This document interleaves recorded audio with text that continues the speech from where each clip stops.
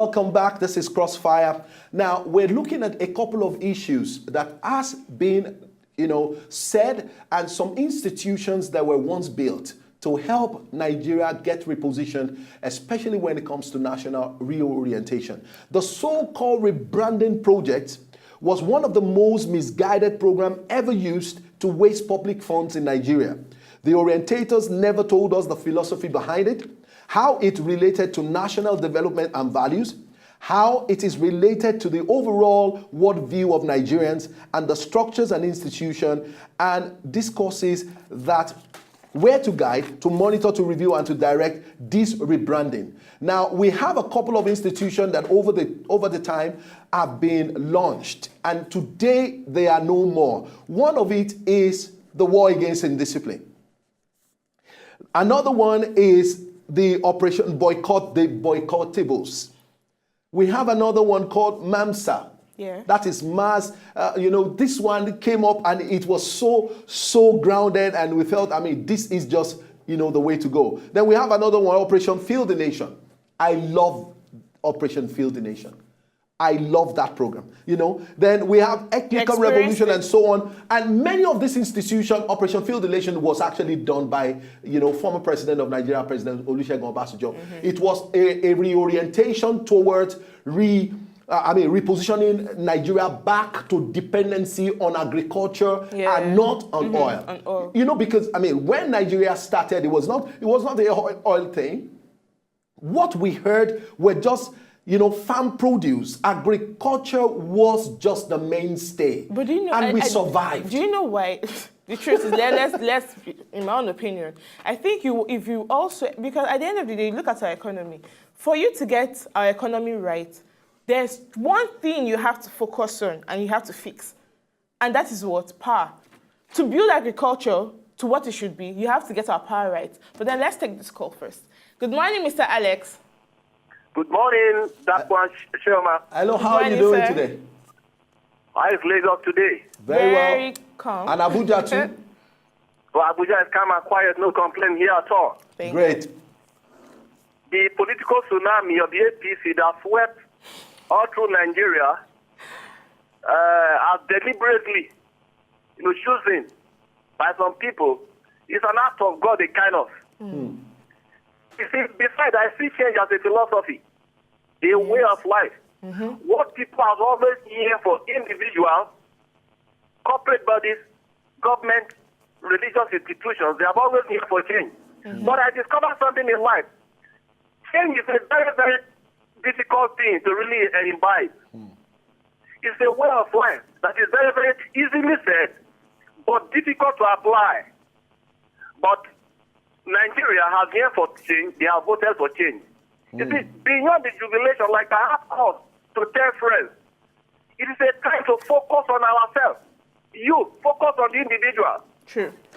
Yeah, the science of earth, a branch of chemistry called alchemy, can transmute base metal, that is rough iron, to gold.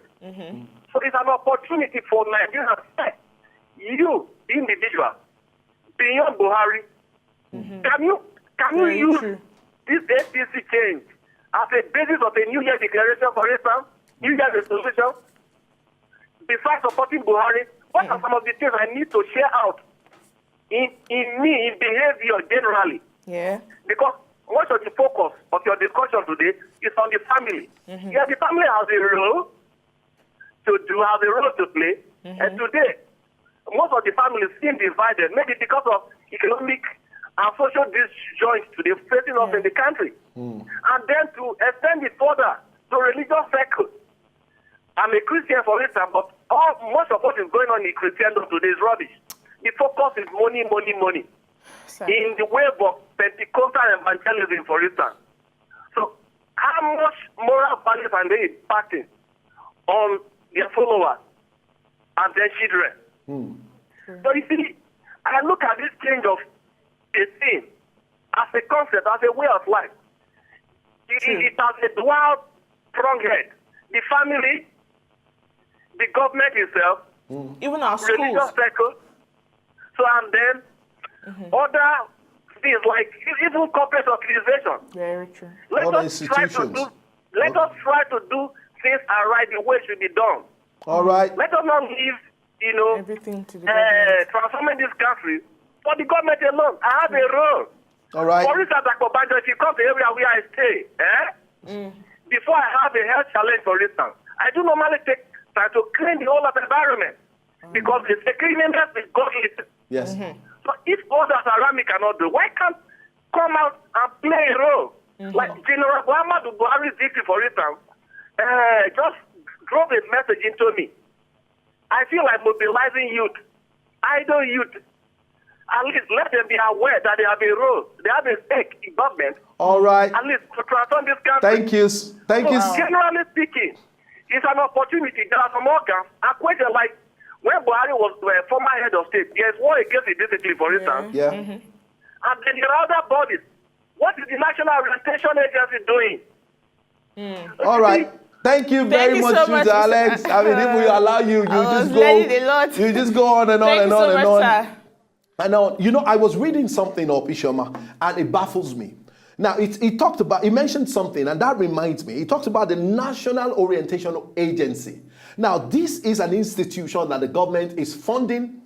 This is an institution that the government funded many years back. I heard a man talking on NTA. I've forgotten the name of this man, but I think he was an ex-director of the National Orientation Agency. And they were asking him on a show, on a national television. And they said, the national orientation, how do we get information on national orientation, your website and all of that? He said, why are you talking like this? He said, though I have left the agency about 3 years ago. He said, but the truth is that they don't have a functional website.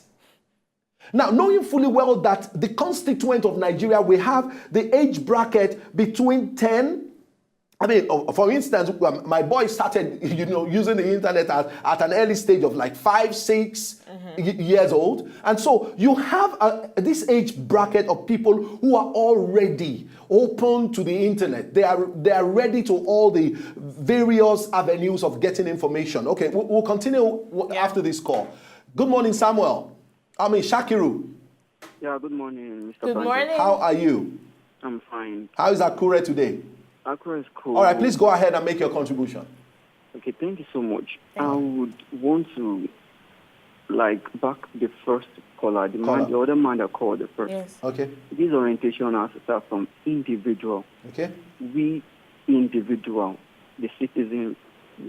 Let me bring to your notice, before the House of Assembly election, I'm referring back to Accra now, on the state generally. Yeah. What everybody was clamoring was like, they want to change. After the 11th election, the presidential. And okay, we voted and we wanted change. That was all. Just because of what was happening in the state, everybody wanted change. But due to the fact of the lack of orientation, lack of what the people wanted, as in lack and too much of poverty in the land. They were clamoring for change. And when they saw money, everybody, they changed their mind. They voted. Stomach infrastructure. They voted. Thank you so much. They voted against their conscience. And I was sitting with some friends. I was like,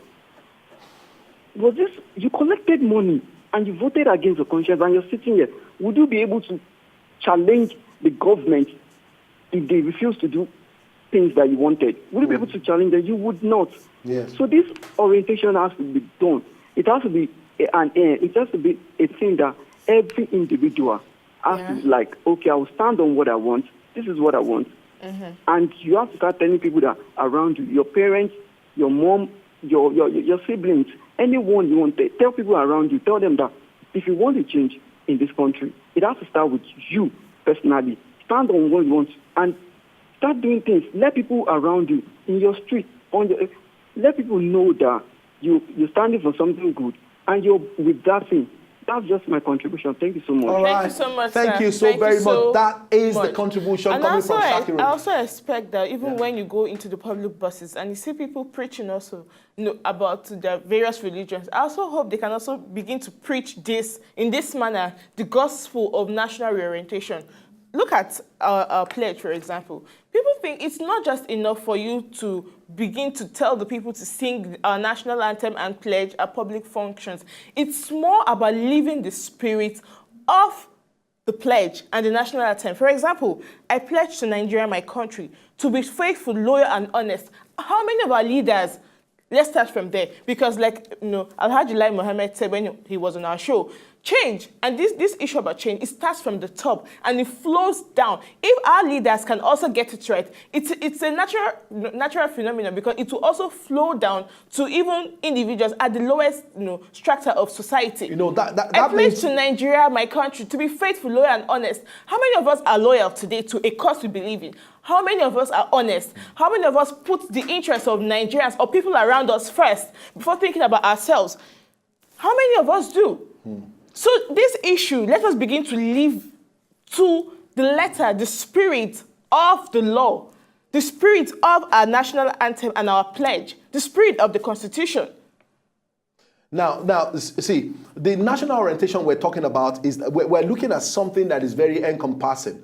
It will shape, it will reorientate, it will provide public education, it will cover national issues, it will touch environmental sanitation, it will touch youth empowerment, it will touch the heart of our politicians to take, to formulate good policies or come out with robust and good plans on the party level.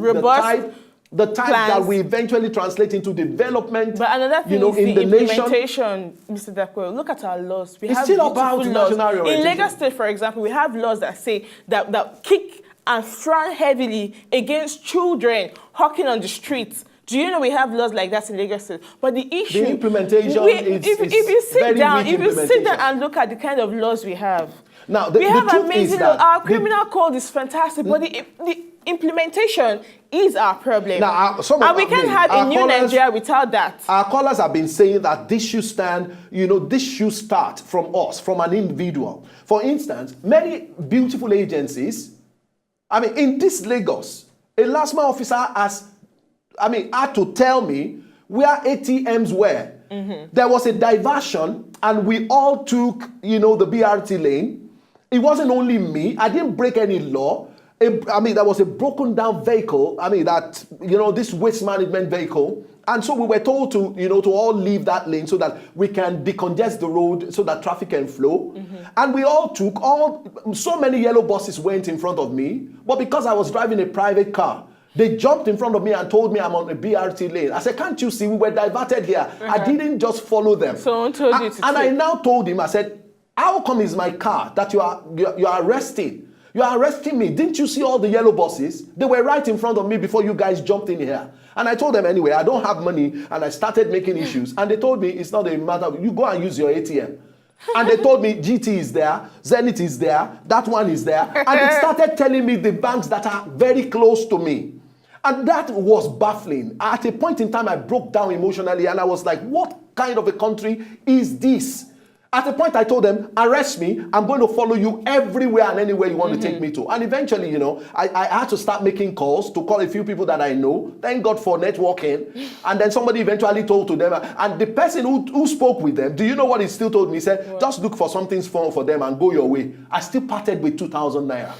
It's so very terrible. It's not that LASMA has not tried. They have helped decongest. But the main purpose of creating them is defeated because their operation is abused. They are compromised. How about our Nigerian police?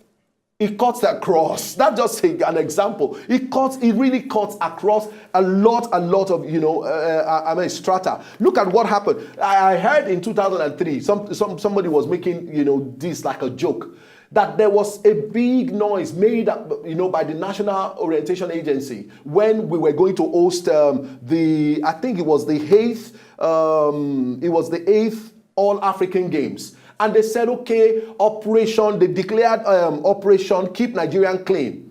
Operation Make Sure that Nigeria is delivered from filth all around the road and we did it. Everybody went to the road because we know we are hosting a lot of nations.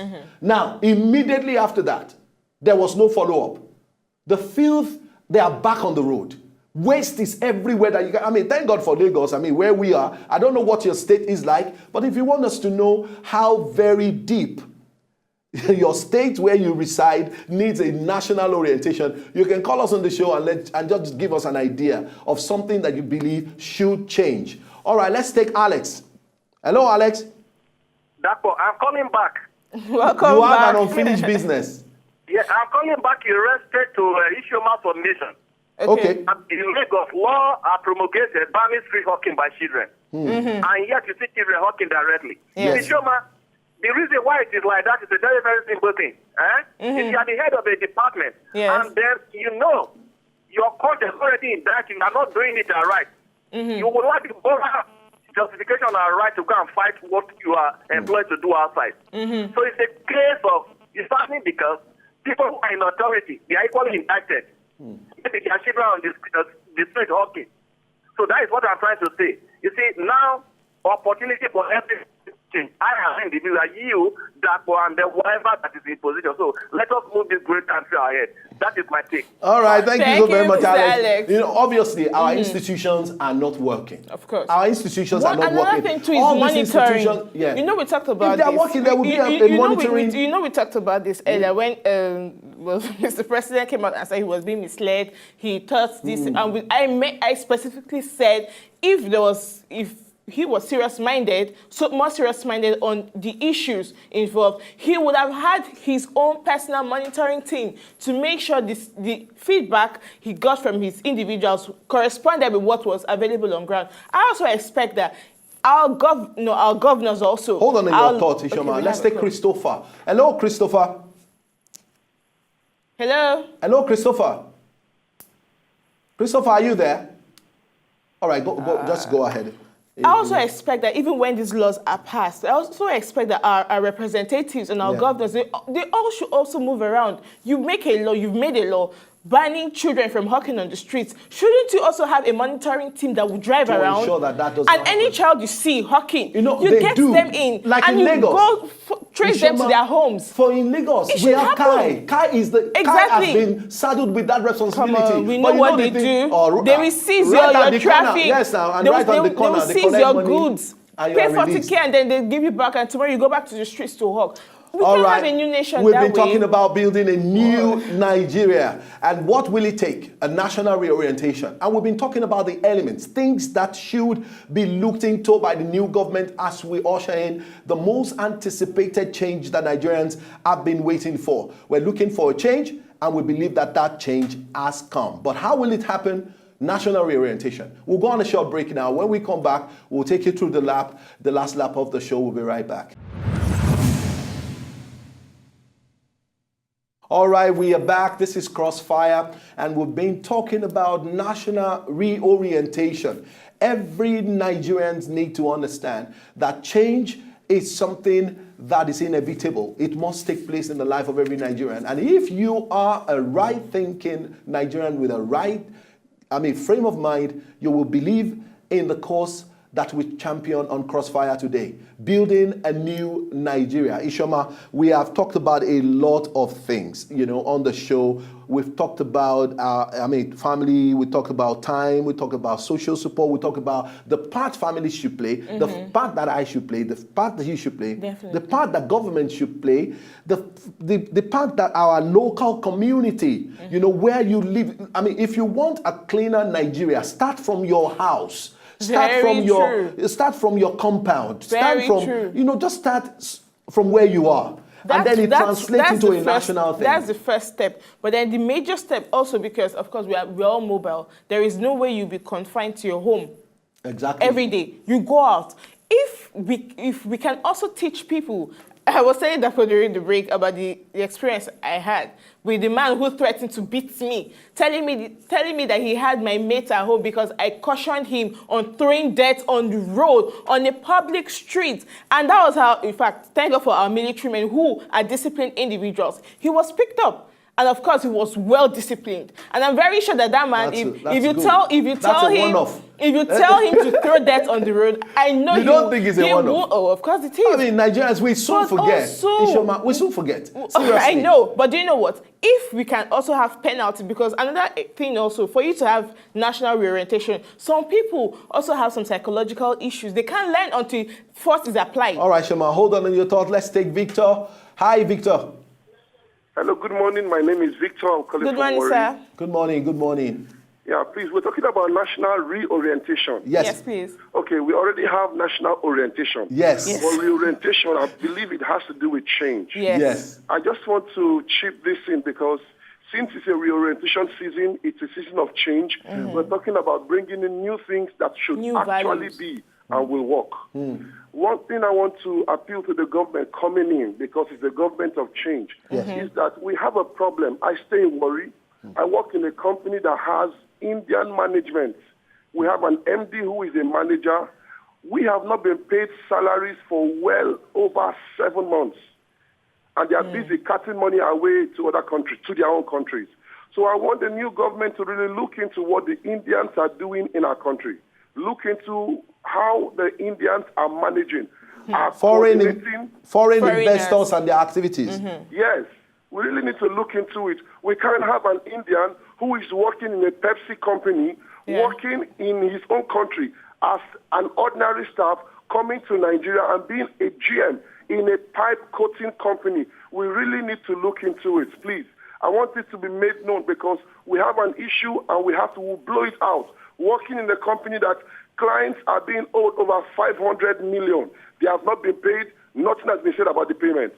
It's national reorientation. These two must be considered, how we employ foreigners into this country. Thank you very much. Thank you so very much, much, Mr. Victor. Lovely. I know this has become a trend in Nigeria and he's complaining about his own company, but if you also look at, well, there are so many companies that are also involved, even companies owned by foreigners, companies owned by Nigerians also are part of this. It's terrible. It's an abnormal. Why would you muzzle the mouth of the horse that treads the corn? These are activities that, as far as I'm concerned, the penalty should be outright closure of that company. And in fact, jail term for individuals who perpetrate such acts. I seem to differ. I am not in support of the fact that they don't pay people who have worked with them. But when you consider, I mean, looking at the state of the nation, when you consider the amount of money these people brought into this country for investment, I mean, don't forget that every business is set up to maximize profit. Hold on, Ishoma. Hold on, Ishoma. Why salaries shouldn't be paid? Can you get my view? Can you get my view? Even if they're not making, I've not even talked about my view, Ishoma. Even if they're not making so much money, but even if they're not making so much money, there are channels they can communicate such to their workers. I already said that. I am not in support of the fact that they are not paying. And you let them but know. Look at the cost of investment. But then they're working. Return on investment. They are spending their money every day, coming to the office. They're turning up at the office. They expect something in return. They generate their own electricity. They generate their own water. At the they end of pay the day, for security on their own. I mean, do you know the wear and tear on their machines and all of that? We cannot. But these people come every day. They still work. See, we cannot. Add opportunity do you know what, legally, to manage business. Do you know what? Legally, you cannot even bring this excuse. Let's take this call. You can't. Good morning, Usman. Good morning. How are you today? I'm fine. All right, great.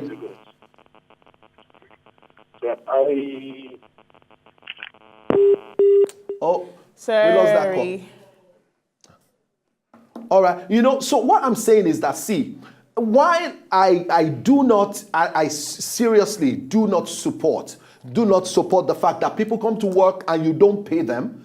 I mean, aside from the fact, that you don't pay people at all, there are other organizations that even delay payment. It is delayed for so long, you know, that. But the truth is, when you look at the cost that has been, you know, expended in getting the business running in itself, For a manufacturing company, they do the production overnight. They have people who have worked, I understand that. But the wear and tear of the machine, the vehicle they use to go and distribute this product so as to bring in the money. It's not compulsory. Transportation of raw materials. You know you cannot do your job. You know you cannot obey the law of the land, which says you have to pay your staffs. Then it's simple. You fold up and you leave. No, businesses are not done that way. You do not put people in penury. Businesses are not done that way. 7 months. You had our caller for the past 7 months, and he's still showing up at I do work not every agree. day. He is still working. It's one way. Can we find out why they've not been paid? He has families to feed. Can we find out? He has responsibilities. We don't even know if he's saying the truth. You do not but I want to believe him. You do not want Nigerians to steal. Oh my God. You do not want people to commit fraudulent activities. No, that's and not yet the point. you do not want to pay them. Can we find out?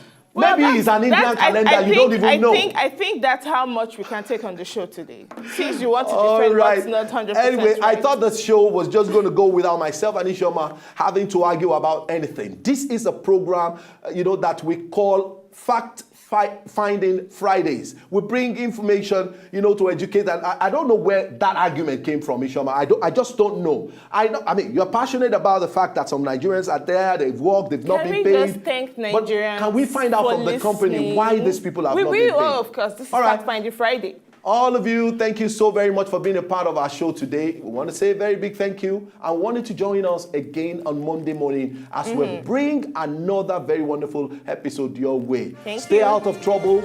Be safe. Say no to violence also. God bless you. Be safe.